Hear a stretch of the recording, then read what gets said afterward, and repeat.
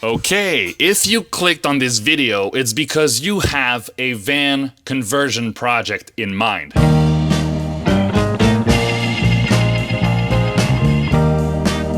You probably already started, you have a van, you have plans, you have ideas, and I realize that with people in your position, you mainly have a lot of questions. Those questions will be answered in the next 10 minutes because I am outlining the 10 main steps that are basically structuring all of the 23 last conversions that my father and I did. They are broad strokes about how to approach a conversion project, so if you are watching this and you feel a bit overwhelmed by all the information out there on the YouTubes, well, follow through. It's super easy to follow. It's generic information. And at the end of every section, you have a cheat sheet reminding you of the main questions that you have to ask yourself to move forward with your project.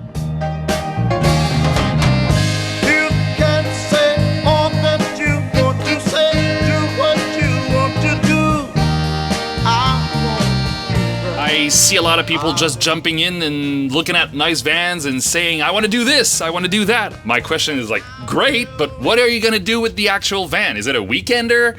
Is it because you're going to live in it full time? Is it because you're transporting mountain bikes to the mountain every now and then? So ask yourself what the van is for. And more precisely, ask yourself how many people you need to sleep, how many people you need to sit. Do you need to cook in there? Do you need water? How much storage is required for your equipment? Are you carrying sports equipment? Do you need a shower? What is the van for would be your first step, even before starting to look at vans on Marketplace. So you can basically just, draw a bed in the back, a dinette in the front, blah, blah, blah. The sink is gonna go there. Basic rectangles on a piece of paper, and make sure you all agree on what goes where.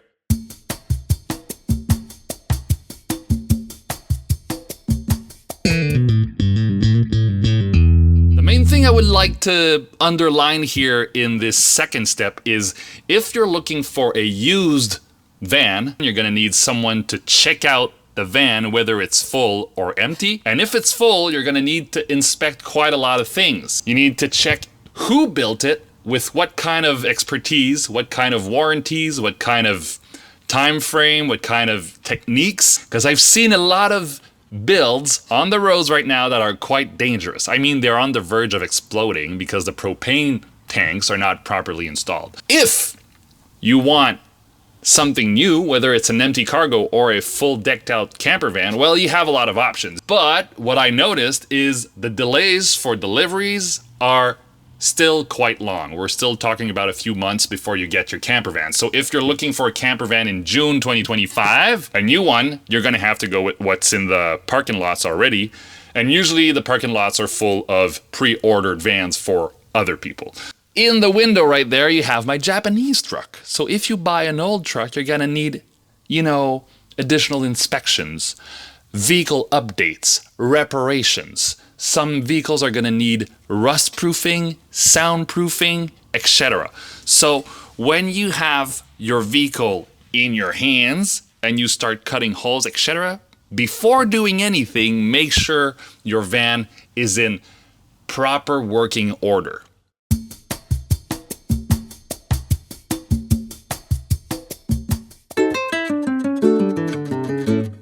You just got a brand new truck and you're super excited about it.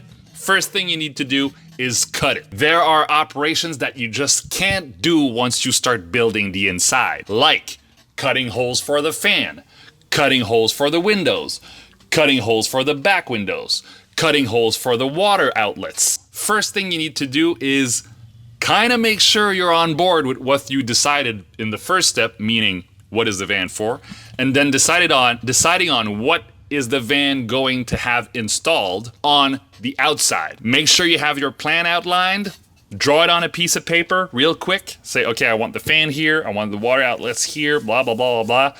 You're gonna start cutting holes.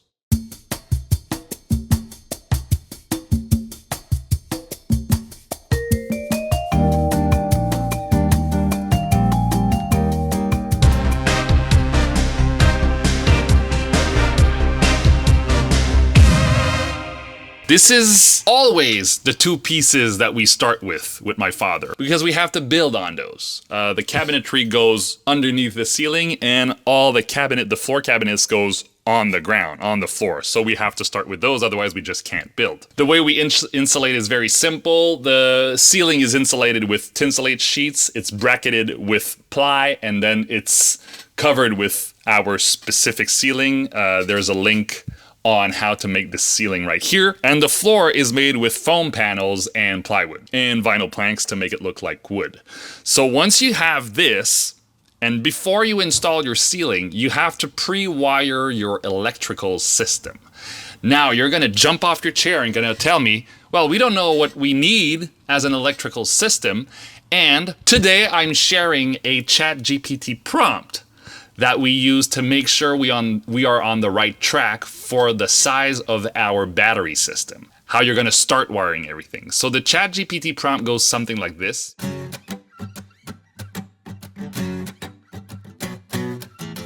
Once we insert this in ChatGPT, it usually gives us an idea of how big the battery bank is supposed to be.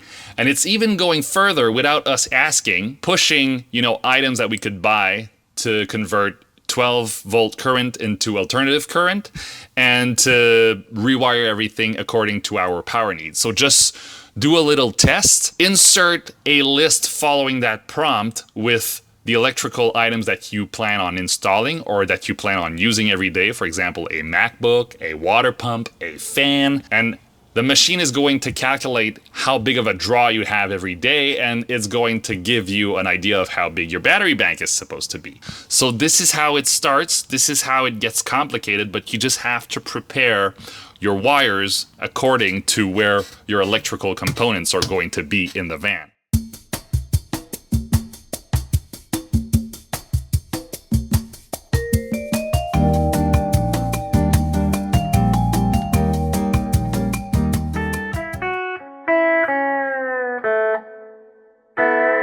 We build the cabinetry outside of the van with measures that we take against the walls with a very big right angle. My father leaning against the wall with the real height of the cabinet, the real length that we had, and then he had a good idea of the box size that this kitchen cabinet would take to fit in here. We go outside and we start cutting boxes that we will eventually lean against the walls. So this is our technique. We just build everything outside like a real kitchen, and we will adapt this to the walls in the upcoming steps. When I say build them from the van, I mean, now that you have a good idea of where your walls are and where your right angles are, you have a good idea of what the real heights and depths are gonna be for your cabinetry. So you have to start measuring with real measures for the boxes that you're building. You're gonna have a real quick idea of where the furniture is gonna lean when building your van.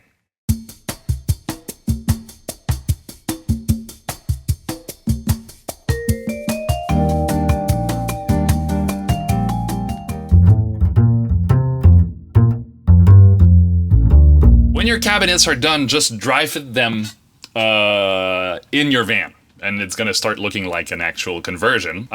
You can start finishing the insulation of your walls. Why do we do it that way? Well, the first reason is when your insulation is ready to be pressed with your cabinetry, it's gonna stay in place instead of just, standing free on your walls for weeks while you're finishing your cabinetry. First. Second, it gives you room to play with your wiring and with your different, adaptations for the cabinetry when you're installing them. For example, when we pushed this against the wall, my father said, okay, you can finish the insulation. I finished the insulation, and then we installed this against the wall, and it was done.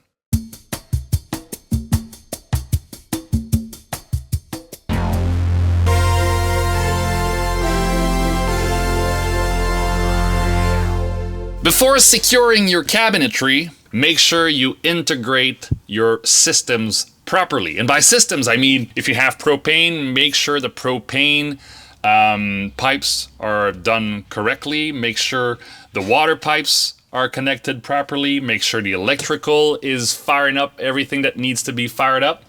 And it's super easy before, securing even the ceiling. Before securing the ceiling and the side cabinetry, just make sure all the switches work, whether it's for water, electrical, or gas. And once you start closing your vans like this, there's no time to go back and rework on the master piping system. So, for example, make sure all your systems work before you start securing your cabinetry.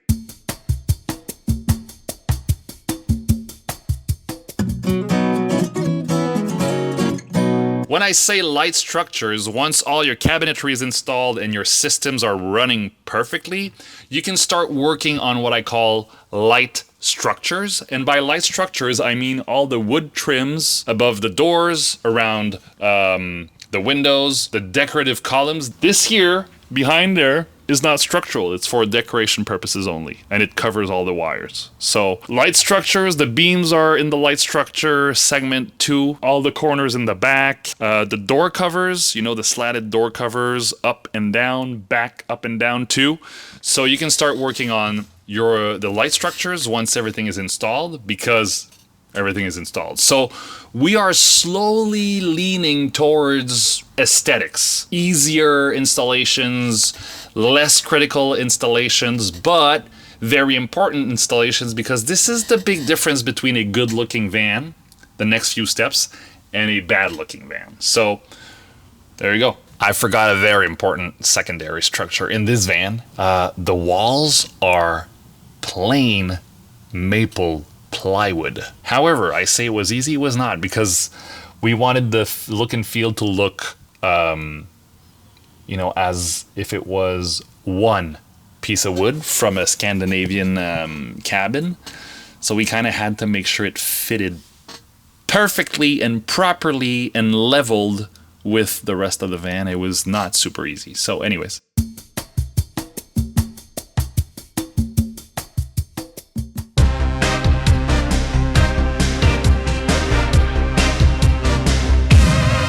Strangely enough, this is the step everybody starts with. And I think it's normal because it's the step that is easy to grasp, and it's the step that you have to do for your house once in a while. Everything that you want to paint, stain, install, change the doorknobs, change the door handles in the kitchen, change the countertop colors with oil, etc. So the aesthetics would be step number 9. I would not recommend throwing aesthetics in the middle of your build for a very important reason. I tend to tell my father I can help with painting and staining while he's working on the structures. And every time I suggest this, he's like, no, because if we have to sand, nail, screw, change a door, whatever, and it's painted, you're gonna have to rework on the paint anyways. So try to hold on to your aesthetic ideas and push them as far as possible down the line in the process, because you're gonna have to finish with that at some point. Aesthetics is also called finish, and there's a reason why it's called finish. It's because we do that at the end.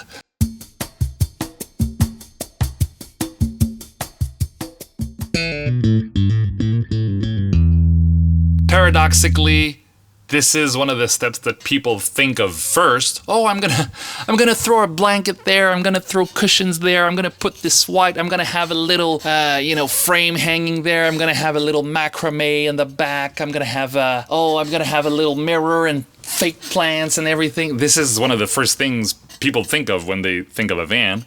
It's the last important thing on the 10 steps that I'm describing today. And it's important because, a badly decorated van is gonna look bad. I can flip a bad looking van into a good looking van with very basic decoration advice. So, last step would be decoration: cushions, mats, accessories, mirrors. Even the curtains could be in the decoration aspects. Color accents, if you have patience to paint parts different colors if you want. Fake plants, etc. would be the last step of the process.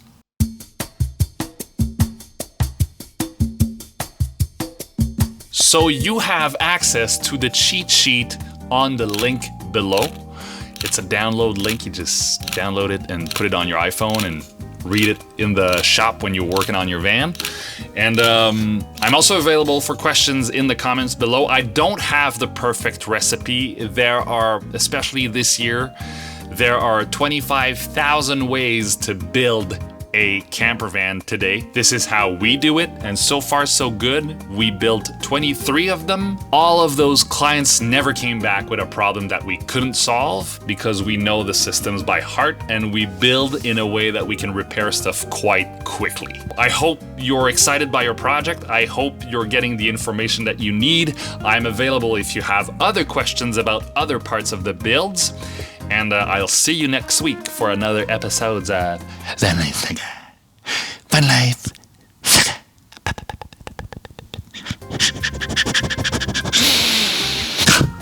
Okay, bye.